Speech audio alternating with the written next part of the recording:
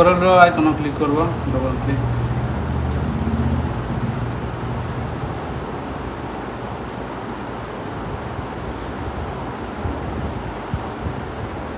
Corel Draw start হওয়ার পরে welcome to Corel Draw স্ক্রিনে যাবো, এদিকে নিউ গ্রাফিক্সে ক্লিক করব।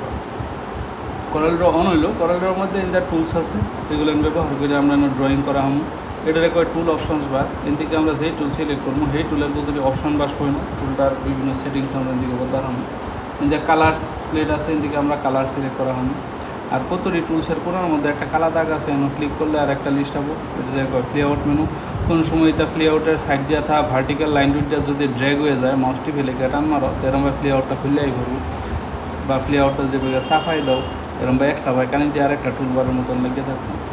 এই দুইটা লাইনের মধ্যে ক্লিক করে এটা না বাইরে এনে হেরে এদিকে ক্লোজ করে হেঁটে অফ করা হবে।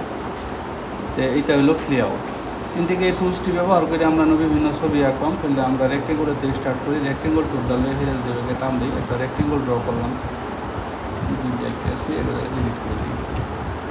রেক্টেঙ্গল ড্র করার পরে এই রেক্টেঙ্গলের কোনার যে বিন্দুটি আছে নদীর হেরে যদি আমরা এটাকে টান দিই, এদিকে আমরা গোল বানাই এবার হমো, টান দিয়ে সুতা বানাই এবার হমো। মাঝের এই ক্রস মার্কটা ক্লিক করলে এরো দুই মাথা বলে এরো হয়ে যাবো সাইড দিয়ে, এই এরোগুলো থা আমাদের দৈরে বেগে টান দিলে বেহাইন যাবো বস্তুটা। আর কোনার মধ্যে দৈরে হীরা এভাবে ই করলে রোটেট করে দেবো। তো এভাবে আমরা বস্তু একটা রোটেট করা হবো বা স্কিউ করা হবো। এটা হইলো ইলিপস, এটা হলো হীরা।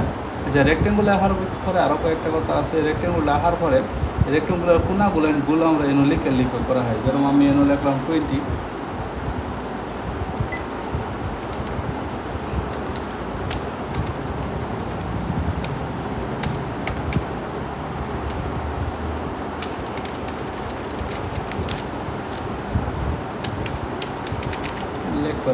না কারণ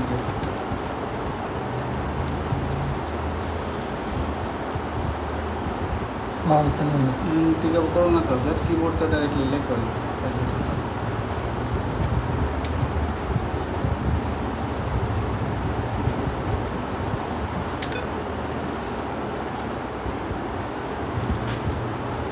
অনালি হুনগুলো হয়েছে এই দুইটা, এটা 2 সেটা 16 হয়েছে, এন্টার মারি দিলাম। তখন এই দুইটা কোনা গোল হয়েছে। তো এইভাবে আমরা হক কোনা আলাদা আলাদাভাবে গোল করা হম লিখে। এই যে এনো একটা লক আছে, লকটা খোলা থাকলে হক কোনা আলাদা আলাদাভাবে চেঞ্জ হবো, আর যদি লক থাকে তো ব্যক্তি এক লগে চেঞ্জ হবো। এইভাবে আমরা কোনাগুলো এদিকেও গোল করা হইতেছি একটা একটা করে ভাবে। তারপরে ইলিপস টুল, এটা লয়ে হেরে আমরা এরমভাবে একটা গোলমোল শেপ একটা আঁকলাম। এই শেপটার উপরে একটা বিন্দু আছে, পয়েন্ট আছে, পয়েন্টটা দুইটা টান দিলে এরমভাবে বুঝতে অল্প নাইকে হয়ে যাবো, অল্প করে টান দিলে আবার ক্লোজ হবো। এটা তোমার মুখটা খোলা হয়ে যাবো, এটা তোমার মুখটা বন্ধ হয়ে যাবো, এটা তোমার আবার এমন হয়ে যাবো। এরকম যদি আমি এক ভাগ নাইকা হয়ে থাকে, এটা আমি এইগুলোর বস্তু টিপে হেরে এটা রোটেট করুন যায়, ফ্লিপ করুন যায়। মিরর বটন, এটা তোমার ডাইন সাইডটা পাই সেটা জায়গা, সরি উর্ফের হানি তলে জায়গা, আর এটা তোমার ডাইন সাইডটা পাই সেটা জায়গা, সাইডটা চেঞ্জ হবে। তো এই দুইটা বাটন খুব দরকারি পরে এটার ভিতরে অনেকটি টুল আছে। প্রথম রইল পলিগন টুল। পলিগন টুল লয়ে হেরে আমরা এরকম একটা পলিগন আঁকবার হয়। এই পলিগনটা ত্রিভুজিত আছে, এটার মধ্যে আমরা বাহুর সংখ্যা বাড়াবার হওয়ার দিকে এইটা একটা বিন্দু হইলে একটা বাহুর অন্তবিন্দু প্রান্তবিন্দু। তারপরে এভাবে ধরে আমরা ভিতর পাই টান দিবার ভাই, এভাবে মুসুল মারা হয়, যে কোনো শিল্প আমরা এভাবে চেঞ্জ করা হয়। আর এগুলোর মধ্যে কালারও করুন যায়। হ্যাঁ, কালারের লেগে আমরা কোনো একটা বস্তু সিলেক্ট করে আমরা এদিকে একটা কালারও ক্লিক করলে সেই বস্তুটার ভিতরে কালার হয়ে যাবে। আর কোনো একটা বস্তু সিলেক্ট করে আমরা কালারের মধ্যে রাইট ক্লিক করলে লাইনের কালার বদলে দেবে।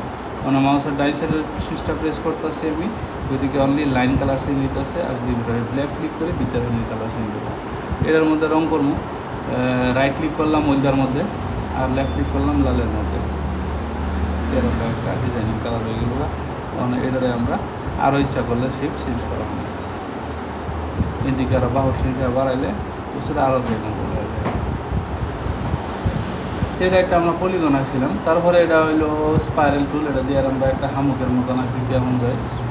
এটার মধ্যে দুইটা স্টাইল আছে, এটা একটা, এটা লইয়ে রাখলে মুখটা এরকম হামুকের মতন হবো, আর এটা দিয়ে আঁকলে একটা মস্কিটো কয়েলের মতন হবো।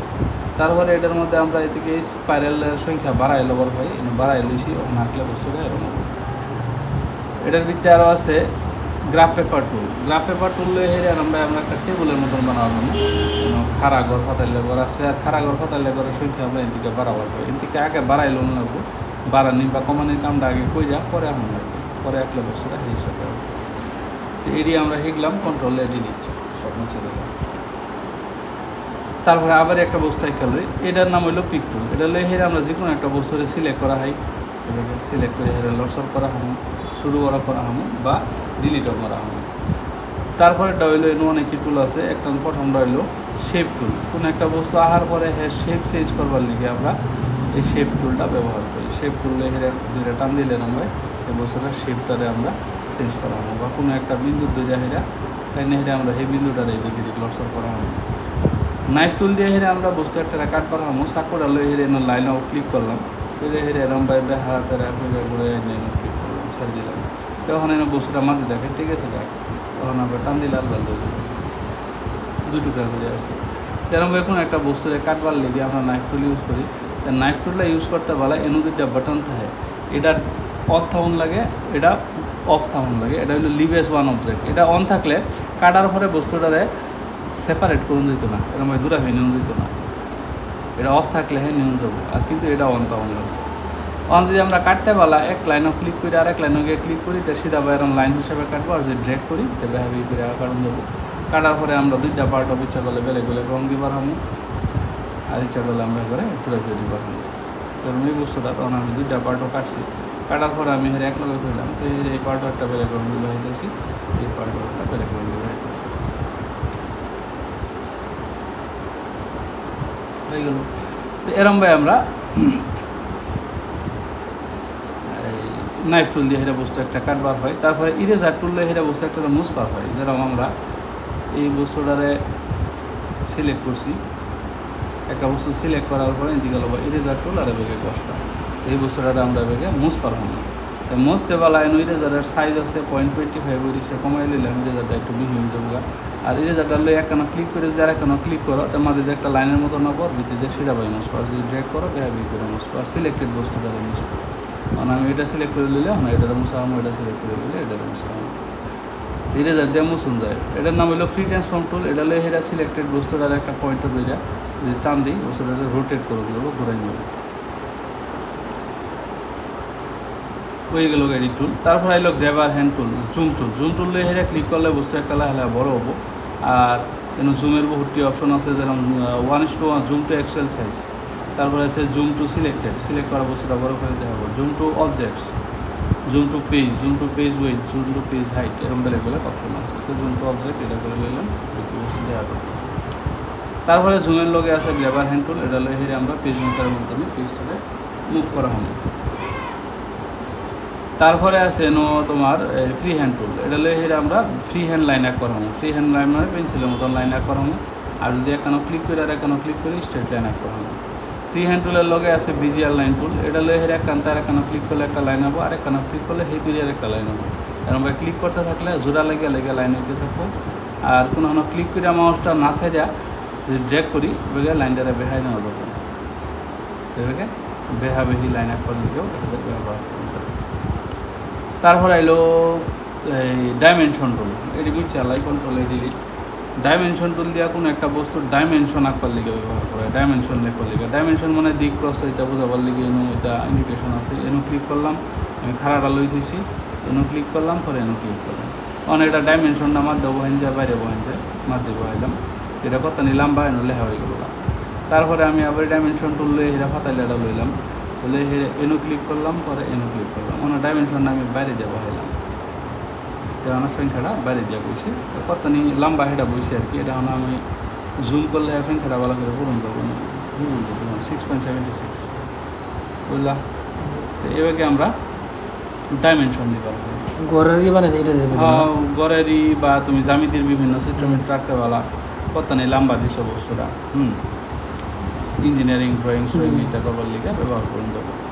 তারপরে তুমি কোন যোগ করা বা কোন যোগ করার লিগে ডাইমেনশন টুল লয়ে হেরে এটা লবা এটা লয়ে হেরে কোনের যে বিন্দুটা সেটা ক্লিক করবা বুঝলাম পরে তারপরে যে কোনো একটা লাইনের সিধা ক্লিক করবো একদম পুরা সিধা লাগবো নাইলে কোনটার যোগটা বলবো আমারটা পুরা সিধা তাও হাঁটতেছে না পুরা সিধা লাগবে মিলে যাবো পরে আরেক লাইনও গিয়ে হেরা করে মিলে এটা ক্লিক করবো আমার সংখ্যাটা ভিতরে দেওয়া হবে বাইরে দেওয়া হবে ভিতরে দিলাম একটু দিলা বড় হয়ে গেছে 91 ডিগ্রি হয়ে গেছে 90 ডিগ্রি অন লাগছে কিন্তু একটু দিলা বাইরে গেছে সো এভাবে তুমি কোণের চুকলো বাহাবা তারপরে আরেকটা আছে কানেক্টরস টুলস এই দুইটা এই কানেক্টর টুল দিয়ে কানেকশন দেওয়া হবে ধরি লো একটা সার্কিট বোর্ডের কানেকশনগুলো দেখেন লাগে বিভিন্ন পার্টসগুলো ছবি হবে একশো এটা আইসি এটা ট্রানজিস্টর এটা অমুক এরকম বাইকের এইটা একটা লোকের একটা তার দেওয়া যায় কানেকশন হবো কানেকশনগুলো দেখেন লাগতেছে তো এইটা তুমি কানেক্ট করে ইউজ করা হবে সিধা বাইক কানেকশন দেওয়ার লিগে এরম আর বেহাবেহি করে যে কানেকশনটা নিউ লাগে তো এটা লেহেরে টান দিবা এরকম বাই বেহাবেহি করে দেবে কানেকশন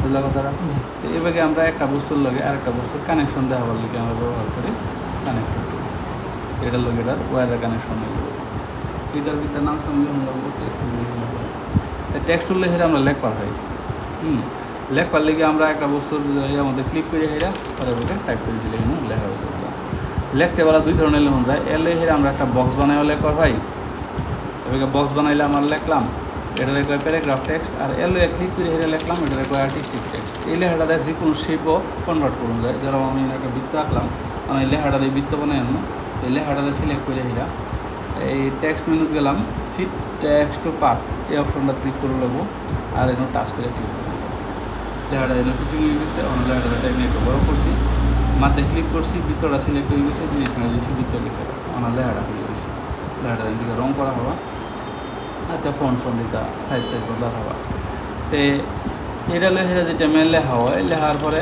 তুমি সেই লেখাটা যে কোনো শেপও ফিটিং করা হোক পার্টটা যে কোনো হইতে পারে যেরকম আমি ধরল বিজি আর ফ্রি হ্যান্ড করলে এরকম একটা লাইন আঁকলাম এটাতে ফিটিং করে দেবো কিন্তু ফিটিং করতে পারলে কী করবা লেখাটা সিলেক্ট করে হেরে যাবা text fit text to path আর তারপরে লাইনটা টাচ করে ক্লিক করে লাগবো দুরাফি ক্লিক করলে এরকম মেসেজ হবে ইয়েস মেরে আবারই ক্লিক করবা যাতে লাইনটা টাচ হয় টাচ হয়ে গেলে বই পড়বে আর তারপরে লেখাটা বড় ছোটো করা হওয়া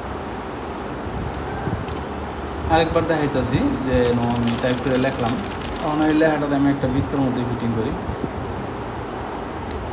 সিলেক্ট করলাম লেখাটাতে আর তারপরে টেক্সট ফিট টেক্সট পাথ এনে ক্লিক করে দিলাম ফিটিং হয়ে গেল লেখাটা এনে ফিটিং হওয়ার পরে কন্ট্রোল দিয়ে যদি লেখাটার উপরে ক্লিক করো এনে একটা বেলেগ ধরনের প্রপার্টিস বার আসবো এই প্রপার্টিস বারের থেকে এটা ক্লিক করলে লেখাটা তুলবো আবার কোনো উঠে যাবো এটা তুললে লেখাটারে ডাইন বাই ঠেলবো আর কমাইলে সংখ্যাটা লেখাটারে বাই বাই ঠেলবো এটা তোমাদের লেখার লাইনের মধ্যে গ্যাপসটা বাড়বো কমবো এটা তোমাদের লেখার সাইড চেঞ্জ করে দিয়ে দেবো যেরকম তল দিয়ে দিয়েছি লেখা তলে গেছে এটা উঠে দিয়ে দিয়েছি উঠে পড়ছে লেখাটা লাইনের বৃত্তে নিয়ে যাবো বাইরে নিয়ে যাবো না বৃত্তে পড়ছে লেখাটা আবার ওনার লাইনের উঠে যাবো তারপরে এটা হলো লেখার শেপটা লেখাটা লাইনের লগে কি ফুললি টাচ হয়ে থাকবো না একটু বিজ্ঞা থাকবো না পুরা সিধা থাকবো আমার লেখাটি বিকিয়েছে না আমার পুরা সিধা হয়েছে বুঝলা তো এইভাবে এটা মিলাইছিলে সেটা লেখাটাতে লাইন সাইন মুছে দিবা লেখাটা যারা মই থাকো এটা তুমি কপি করে অন্য যে কোনো সফটওয়্যার নিবার হবো পেজ মেকার ওয়ার্ড হোক এটা নিয়ে ইউজ করা হবে হয়ে গেল কমপ্লিট এই তো শিখাইলাম কালকা পরে